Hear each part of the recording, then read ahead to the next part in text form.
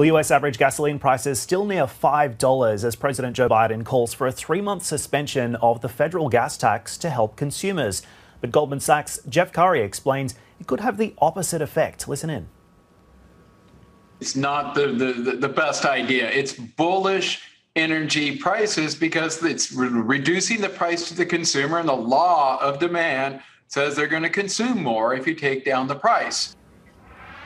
Let's get more on this with Reid I'Anson. He is senior commodity analyst at Kpler, joining us live out of Houston. And Reid, you heard there from Jeff Curry saying this could ultimately have the opposite effect here, perhaps even being bullish energy. What do you think Biden's gas plan might mean for prices longer term?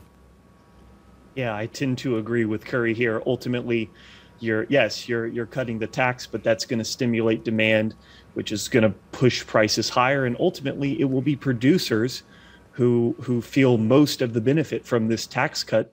Also keep in mind that the cut in this tax will also take money from the Federal Highway Fund, north of $2 billion per month, in a moment when when congressional representatives want to be cutting deficits.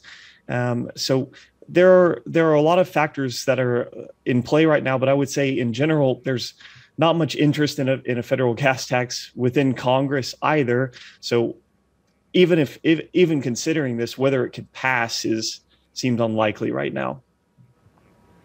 So walk me through whether or not you think it's going to get passed, because as you say, and to your point, Reid, President Biden says this is going to help motorists, but it's probably only ultimately going to help big oil. What's to stop energy companies from pocketing that windfall?